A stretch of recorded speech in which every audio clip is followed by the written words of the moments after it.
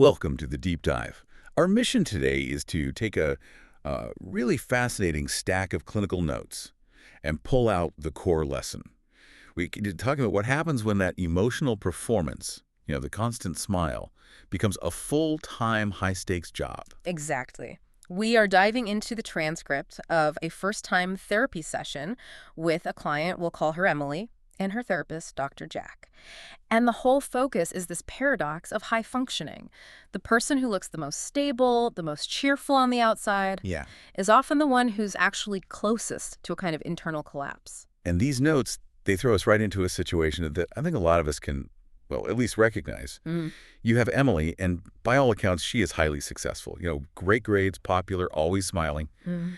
But she's in therapy because her father noticed something wasn't quite right. He told her she hides too much. And that just sets up the initial conflict so perfectly. She Yeah. walks into the room and immediately insists she's the happy one. Yeah. She's actively defending that presentation, and that immediate resistance, that's key to understanding the performance.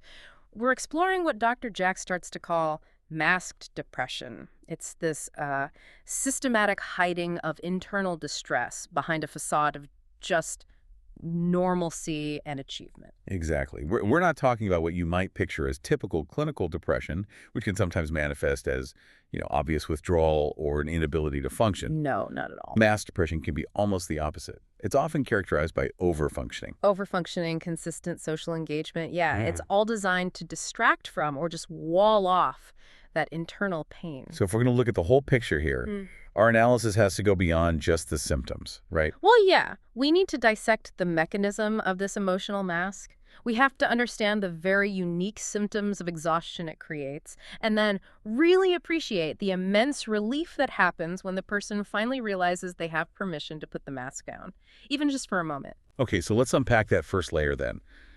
The mechanics of being the happy one. The performance is, it's seamless. Emily is thriving in school. Everyone around her just believes she is perpetually upbeat. This isn't an accident. This is mastery. And what's fascinating here is the social requirement behind it. People assume competence based on performance. It's just what we do.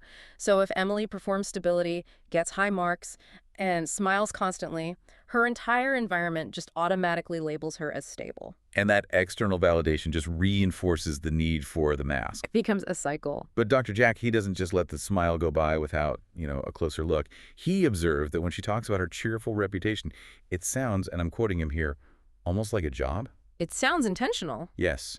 What stands out in the notes is that he isolates the effort that it requires. And that isolation is crucial. He's asking her to separate the authentic feeling from the functional behavior. So what does she say? When she replies, the strategic purpose of the performance becomes crystal clear.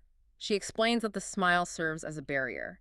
She says, "If I look fine, people don't ask questions, and I don't have to explain anything." Wow. So the smile isn't an expression of joy at all. No. It's a shield. It's designed to ensure a frictionless interaction, to conserve social energy by just shutting down any possibility of a complex emotional exchange before it even starts. Precisely. And we really need to connect this to the concept of emotional labor. We usually talk about that in professional settings. Right, in the workplace. But it is so intensely relevant here. Emily is performing emotional labor for her entire social sphere. She's managing her own emotions and preemptively managing the emotional expectations of everyone around her. And that leads directly into the caretaker role, which is a huge theme in these notes. She says that she feels dependent upon to keep the mood light. So if someone else is sad or upset, she's the one who has to step in and crack a joke. That caretaker role, especially when you combine it with hidden depression, is just doubly depleting. Think about it. She's using these finite cognitive resources to suppress her own internal state, and then immediately spending more of those resources to boost the morale of others. Which raises the critical question that Dr. Jack then poses to her. He asks, when you're busy making everyone else feel better, who helps you feel better? And her initial denial. Oh, it's so telling. She says, I don't really need that. And it's the only answer possible within the system that she's built for herself. Of course. To admit that she has needs would not only violate the contract of being the happy one, but it would also require the whole system to change, which is Well, it's terrifying. It absolutely is. She has constructed a functional identity based on total emotional independence. Any hint of vulnerability just threatens the utility of that identity. This is the heavy price of being the emotionally reliable person in the room. And this effort, this strategic effort to deny her own needs, that brings us naturally to the cracks that start to form and the immense internal cost of carrying that weight all alone. Yeah. Dr. Jack pushes her on this duality. He asks her how she feels when she's by herself. And this is where that split identity just comes right out. She asks, which self? Wow. The notes clearly describe two different people. You have school Emily, who is energetic, achieving, helpful, and then me, who is quiet and completely, totally drained. This split is the lived experience of maintaining that mask. And if we connect this to the bigger picture, that division is where all the psychological resource depletion is happening. The energy isn't just, disappearing. It's being poured into maintaining school Emily. And she articulates this perfectly in an analogy she uses, which I think really deserves our full attention. She describes her internal state like this, like, the batteries died, but I still pretend they're full. That quote is so powerful. It just captures the conscious, intentional fraud required to keep moving. It's not just lethargy. It's pure cognitive dissonance. Yeah. It's knowing you're empty, but constantly signaling that you're full. Exactly. And that helps us understand the nature of her fatigue.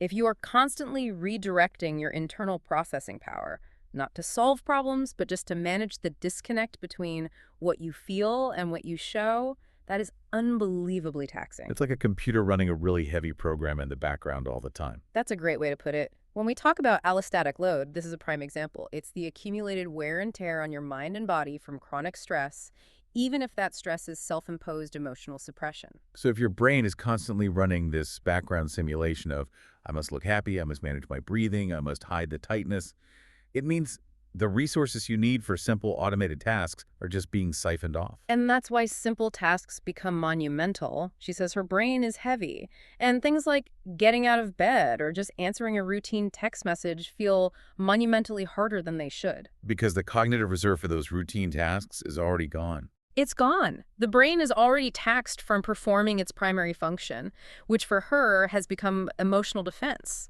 The difficulty of these small acts is actually a diagnostic sign of this level of emotional overload. And we really need to explore the underlying motivation for why she chooses this isolation. She makes it clear it's not about a lack of care from her family or friends. No, it's not that at all. It's driven by this powerful fear. She doesn't want to, in her words, make things heavy. Right. She actually believes that if she starts talking about her true feelings, she'll break the balance for her parents and her friends. This is such a devastating insight into the mind of the high-functioning caretaker. She sees herself not just as a participant in her relationships, but as the very locus of stability for everyone. She's assumed responsibility for the entire system's emotional equilibrium. Which is an impossible burden for any one person to carry. She's essentially saying, my complexity is a burden, and therefore I must simplify myself to protect the people I love. And that leads directly to the invisible hurt she describes. It's not physical pain, but she says it's a feeling that something inside me is always tight, like I can't relax. That feeling of chronic emotional guarding. Yes, and it persists even in moments when I should be happy because the internal system is never, ever permitted to disarm. The performance never gets a recess. The tension is constant. And that state of constant alert is the physical manifestation of emotional overload. Which is why the transition to validation in the session is so important. She is suffering a unique kind of pain that isn't always recognized externally, and this is where Dr. Jack steps in to finally name it. He moves right past her denial, and he just gives her confirmation. He states clearly that these signs point to emotional overload, and that she has learned to appear okay even when things hurt. And just naming it shifts the experience from a personal failure, I'm defective, to a manageable condition, I am exhausted from coping. That is the essential first step of validation. It acknowledges the immense effort she has put in. Dr. Jack doesn't minimize the pain. He actually validates the skill required to conceal it for so long. But the session's major turning point, I think, happens when he challenges the foundational belief of the mask. Yes. Emily has rationalized her concealment by saying that people don't like complicated emotions, and that they only like happy people. And this belief is the psychological barrier to intimacy, to vulnerability. If you believe your truth is somehow toxic, you're going to lock it away. So Dr. Jack's response is crucial because he challenges the premise, not the person. He essentially forces her to look in a mirror. What does he say? He asks her, but you are not happy all the time. And yet you are still a person with value, with strength, with kindness. Why wouldn't that be true for others about you? And that's the aha moment. It connects the dots for the listener, too. If she can extend compassion and tolerance to other people who are complex, why does she assume others won't extend that same grace to her? It challenges that false equation that emotional authenticity equals being a burden. It reframes complexity not as a failure, but as something inherent to the human Well, experience. right. And that reframing is key. It grants her permission to be complicated without the fear of losing her worth. It begins the process of dismantling the system of self-protection that was actually causing the immense fatigue in the first place. So what's the path forward from there? Well, the path outlined in the notes is beautifully compassionate and practical. Dr. Jack doesn't ask her to just discard the mask completely. That would be impossible and, frankly, terrifying. Right. The necessary action is simply to keep talking. The core advice is you don't have to drop the mask all at once. You just have to stop carrying it alone. That distinction, carrying it versus dropping it, that is such a crucial step for someone who feels responsible for everyone else. It's a low-stakes agreement. And Dr. Jack grounds the whole process in safety.